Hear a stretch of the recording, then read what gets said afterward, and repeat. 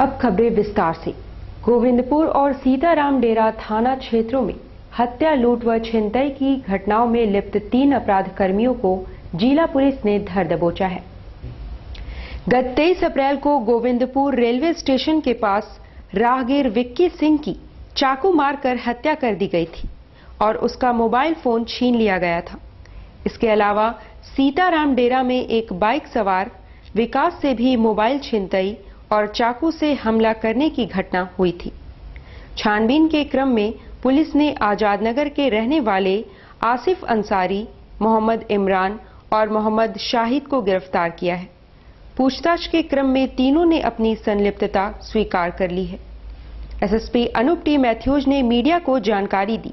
साथ में city SP Prashant Anand और चारों डीएसपी भी मौजूद थे। दिनांक 23 अप्रैल को लगभग 11:30 बजे सुबह गोविंदपुर रेलवे स्टेशन के पास विक्की सिंह नाम का एक व्यक्ति को चाकू मार के हत्या किया है और उनका मोबाइल छिनताई किया था। और उसके बाद उसी सेम दिन लगभग 1:30 बजे सीताराम डेरा थाना इलाका में दूसरा एक व्यक्ति है विकास कुमार साहब, उनको भी चाकू मार के जख्मी कर दिया और उनका भी मोबाइल छीन लिया था। ये दोनों केस को जो है अनुसंधान हम लोग प्रारंभ किया। प्राइमा फेसी हम लोगों को लगा था कि दोनों घटना को एक ही ग्रुप के द्वारा अंजाम दिया है, जिसमें एक में जो है एक आदमी का हत्या हो गया और दूसरा में जो है चाकू मार के जख्मी किया और दोनों केस में जो है मोबाइल का छिनताई भी हुआ था। उस केस का जो है पूरी तरह हम लोग उद्भेदन किया है। उसमें जो है शामिल 3 व्यक्तियों को हम लोग गिरफ्तार किया है। उसमें जो है एक आसिफ अंसारी है, वो कपाली का रहने वाला है। दूसरा मोहम्मद इमरान खान है, वो आजाद नगर का रहने वाला है। तीसरा मोहम्मद शाहिद उर्फ शूटर बच्चा है। 3 लोगों का गिरफ्तारी हुआ है और इसमें जो है रिकवरी पूरी तरह हम लोग जो है रिकवरी कर चुका है। दोनों घटना में जो है जो मोबाइल छीन लिया था, दोनों मोबाइल हम लोग रिकवर किया है। जो पहले गोविंदपुर रेलवे स्टेशन के पास से जो हत्या करके जो मोबाइल छीन लिया था और दूसरा सीताराम डेरा में जो है चाकू मार के जख्मी करके मोबाइल छीन लिया था, दोनों मोबाइल हम लोग रिकवर किया है। मानगो डिमना रोड में अवस्थित अभिलाषा कॉम्प्लेक्स में लिफ्ट से गिरकर गार्ड की संदिग्ध मौत के बाद भाजपाइयों ने मुआवजे को लेकर एमजीएम थाना में काफी पसीना बहाया। मानगो डिमना रोड में अभिलाषा कॉम्प्लेक्स में बीती रात अर्जुन मिश्रा नामक सिक्योरिटी गार्ड का शव लिफ्ट के निचले चैम्बर में पाया गया। पुलिस मौत को संदिग्ध मानकर पड़ताल में जुटी है। वहीं विकास के नेतृत्व में भाजपाइयों ने सिक्योरिटी एजेंसी और सोसाइटी से मृतक के माता पिता को मुआवजा दिलाने के लिए एमजीएम थाना में बैठक की। मृतक घर में एकमात्र अर्निंग मेंबर था। उसके बूढ़े माता पिता उस पर ही आश्रित थे। अर्जुन मिश्रा करके एक नाइट गार्ड थे जो अभिलाषा का अपार्टमेंट में काम करते थे। कल दिन से संख्या में इस समय वो फ्लैट के नीचे गिर गए थे और चोट लगने से और फ्लैट जो क्या कहते हैं लिफ्ट है उसे दबने के कारण उनकी मौत हो गई। जांच अभी चल रहा है, जांच की कार्रवाई चल रही है। लोग किस लिए आए थे, क्या मांग है उनके परिजनों का? उनका परिजनों का कुछ मुआवजा मिल जाए, जो कि वो सिक्योरिटी एजेंसी में काम कर रहा है दाह संस्कार के लिए। तो फ्लैट वाले लोग हैं जिनके यहाँ काम कर रहा था, तो वो संवेदी बस कि मेरे घर का आदमी मेरे साथ काम करने वाला आदमी का मृत्यु हुई है, तो कुछ हम मदद करेंगे। फ्लैट ऑनर पर क्या एफआईआर दर्ज होगा क्या? नहीं, वो जो घटना घटी है बिल्डर के ऊपर क्या?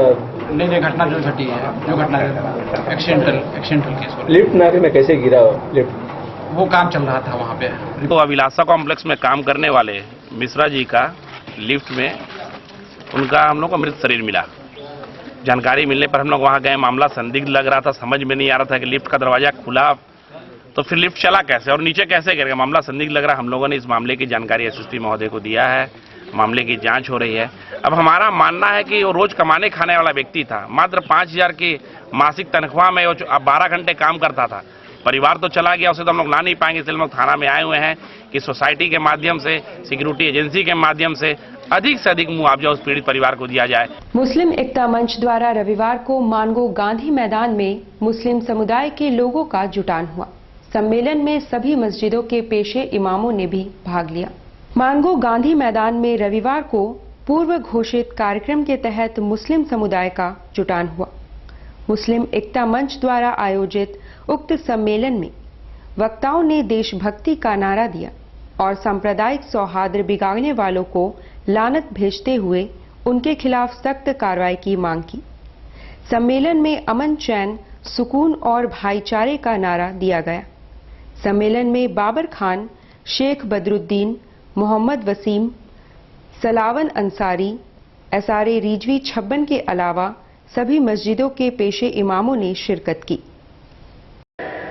कि आज मुसलमानों की आवाज देखने और सुनने के लिए ये गांधी मैदान छोटा पड़ जाएगा। मुसलमान सिर्फ अमन चाहता है, मुसलमान सिर्फ सुकून चाहता है, मुसलमान सिर्फ शांति चाहता है। मुसलमान को और कुछ नहीं चाहिए। हमें चैन से हमारे हिंदुस्तान में रहने दीजिए, यही हमारी ख्वाहिश है आपसे। सभी धर्म, सभी जाति को समांतरण अधिकार दिया गया है और उस अधिकार के साथ अगर कोई खिलवाड़ कर रहा है तो उस पर रोक लगनी चाहिए। ये पुकार होगी यहाँ से। हम शांति का संदेश देना चाहते हैं इस इंसाफ महासभा के मन से। हम इंसाफ चाहते हैं। हम तमाम लोगों के बीच में ये बोलना चाहते हैं कि जो हमारे साथ वर्तमान में जो माहौल बनाने वाले कुछ असामाजिक तत्व हैं उस पर कार्रवाई होनी चाहिए। कुछ असामाजिक तत्वों के कारण ही पूरे हिंदुस्तान में माहौल खराब करने का काम किया जा रहा है। भाई से भाई को लड़ाने का प्रयास किया जा रहा है। हम अमन का पैगाम देने के लिए ये इंसाफ महासभा के माध्यम से अपने लोगों को संदेश देंगे और अपनी नई पीढ़ी को भी ये संदेश देंगे कि किस तरह हमको यहाँ पर हिंदुस्तान में भाई से भाई को मिलकर रहना है। जो हिंदुस्तान हमारा सजा हुआ है इसको कैसे संवार के रखना है। Science express climate action special train Dhanbad, Bokaro, Kalyani होते हुए चांडिल स्टेशन पहुंची। ट्रेन का स्वागत बड़ी संख्या में मौजूद स्कूली बच्चों ने किया। Science express climate action special train पूरे देश भर में सफर कर रही है और बच्चों को विभिन्न जानकारियां दे रही है। जलवायु में परिवर्तन और परिवर्तन के कारण और प्रभाव के अलावा अंतर्राष्ट्रीय जलवायु से जुड़े तथ्यों की जानकारी बच्चों को दी जा रही है। विज्ञान से संबंधित हर छोटी बड़ी जानकारी को समेटे ट्रेन पूरे देश के दौरे पर निकली है। चांडिल स्टेशन पर स्टेशन प्रबंधक विष्णु तांती सहित रेल कर्मियों के अलावा करीब 10 स्कूलों से आए बच्चों ने ट्रेन का स्वागत किया। एक होता है पॉल्यूशन है और एक पॉल्यूशन है। एक आगे नया मॉडल लगे पॉल्यूशन होता है। Even on grid, off grid, hybrid, green सारी टेक्नोलॉजी जो रोज आ रही है उसको डायरेक्टली कनेक्ट करते हैं, इलेक्ट्रिसिटी और कंज्यूम कर लेते हैं। ये बता दें कि ये जो ट्रेन है ये एक्चुअल में science express climate action special है और दिल्ली से ये चली है 17 फरवरी से और ये चलेगी हमारी 8 सितंबर तक और इसका आखिरी जो स्टेशन होगा वो गांधीनगर होगा। तो बेसिकली जो है हर जगह जाकर हम लोगों को और बच्चों को खासकर जागरूक कर रहे हैं जलवायु परिवर्तन के ऊपर। तो जलवायु परिवर्तन से क्या क्या असर हो रहा है पूरे विश्व में और क्या क्या इसके प्रभाव पड़ रहे हैं वो चीज़ें जो है वो देखने को मिल रही है। तो इसके माध्यम से हम यही बताते हैं कि यदि हम पर्यावरण के लिए अभी से कोई कार्य नहीं करेंगे या अभी से कोई प्रयास नहीं उठाएंगे सारे विश्व के लोग तो इसके जो हानिकारक प्रभाव है वो पूरे विश्व को झेलना पड़ेगा। 7वां वेतन पुनरीक्षण के बाद अब उसे लागू करने और वेतन निर्धारण का कार्य जोर शोर से चल रहा है। वेतन का रोना रोने वाले सरकारी शिक्षकों के दिन फिर गए हैं। केंद्र द्वारा 7वें वेतन आयोग को लागू कर देने के बाद अब उसे पुनरीक्षण कर वेतन निर्धारण की प्रक्रिया जारी है। जिले के सभी सरकारी स्कूलों के शिक्षकों का वेतन निर्धारण किया जा रहा है।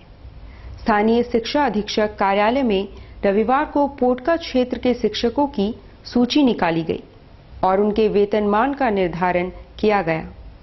13 मई तक जिलावार शिक्षकों के वेतन का निर्धारण होगा। 7वां वेतनमान लागू होने पर अब शिक्षकों का वेतन दोगुना से भी ज्यादा हो जाएगा। जिला शिक्षा अधीक्षक बाके बिहारी सिंह ने बताया, वेतन पुनरीक्षण हुआ है ना, तो उसी के तहत सभी शिक्षक का उसका पे फिक्सेशन हो रहा है। और चूँकि मेरे यहाँ 3000 प्लस टीचर हैं तो उनका फिक्सेशन हो रहा है। इसी बीच में किसी लोगों को प्रोन्नति हुई है ग्रेड 1 से ग्रेड 2 में, किसी को 4 में, किसी को 7 में। उस सबको समाहित करते हुए 7th पे जो रिवीजन हुआ है पे का उसमें कितना निर्धारण होना चाहिए उसी के लिए कैंप लगाया गया ब्लॉक वाइज।